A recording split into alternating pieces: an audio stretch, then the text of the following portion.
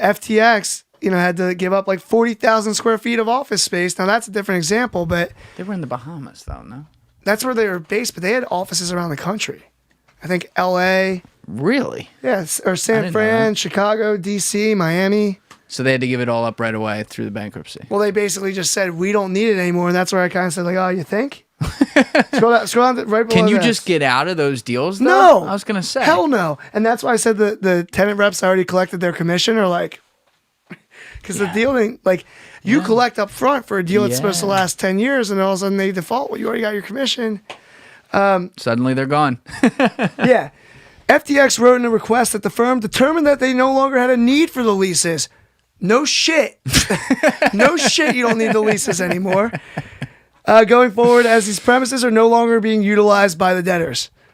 No kidding. No shit. Like, but anyway, yes, a lot of offices, I don't want to say just said fly by night, let's default. A lot of them said, you know what, we're going to go to a, whatever they call it, hybrid model. But does that because they still need the space when they do that? They can't just be like, oh, we're only using the space on Tuesday and Thursday. Well, yes and no. Oh. Some companies said like the Group A is here Mondays and Wednesdays. Group B is here Tuesdays and Thursdays, effectively taking their 20,000 square feet. Now they need 10. Oh, shit. And so they may downsize where their lease was. And that's where it gets weird because the lease is set in stone. So they have to find a person to replace them. Yeah, so sublets got huge. Subleasing space got huge, but also what we call blend and extends got huge. So let's say this happened on a deal where they were in year 8 out of 10. Mm-hmm. They had 20,000 square feet. Mm-hmm. Well, now they're going to sign a new 10-year or 12-year deal, maybe at a slightly higher rate per square foot on less space. Does that make sense? Yes. So now, I wish I had like Excel up. $20 a square foot on 20,000 square feet. Well, now maybe they're paying 25 a square foot on 10,000 square feet. Still a win for them. Giving up that space and maybe paying on a longer term. There's a million ways to skin a cat. That's what we get hired to do. Right. And the tenant doesn't pay us a dime.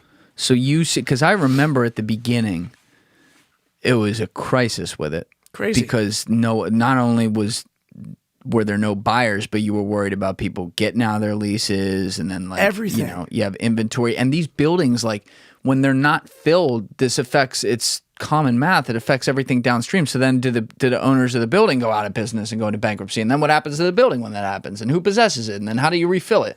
But like, when did it start to move and shift back in the other direction? So the big landlords, like they got hurt because of their investors.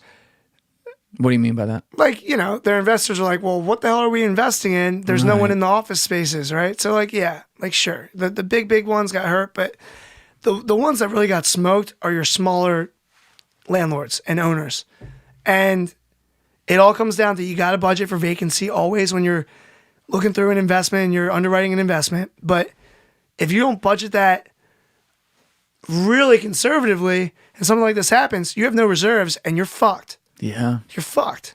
Yeah, and a lot of these companies, because they just keep investing profit, they fly so close to the sun, and they got caught with their fucking pants down. I am surprised there's been, or at least you've heard about, far fewer bankruptcies in that space than I would have thought. Like, me just guessing as an outsider with it, I would have thought there would have been like millions of them. It's not that. Have there been some? Yes, but it wasn't, I guess, from the outside looking, and correct me if I'm wrong here, because you know what's going on, but it wasn't the bloodbath that I thought it was going to be. It wasn't, and here's why. And this is another commercial real estate term. We're getting a little granular here. It's all right. Triple net leases. Have you ever heard that term? NNN, triple net? Absolutely not. Okay. You're leasing a space. You're an office. You're paying your rent. Yeah. You're also paying 3 nets on top of that. You're paying your taxes, real estate taxes, pass through to you, insurance, common area maintenance. Right. So now if I'm your landlord, I'm collecting your rent. Yeah. And all 3 of my largest expenses, I'm collecting. I'm passing through to you, and you're paying. Right. So this is like this is just like cash flow, man. Yeah. And that's why, because these buildings have a lot of expenses that go along with them. Oh, and you're paying your utilities. I'm not paying. So you're literally paying. Go fuck yourself. But I'm not. I wish I was a landlord, man. Come on. At that scale, but. That's why. And that's why a lot of these companies, did all right. Thank you for watching the video, guys. Please hit that subscribe button and check out this clip's full podcast episode by clicking here or in the description below.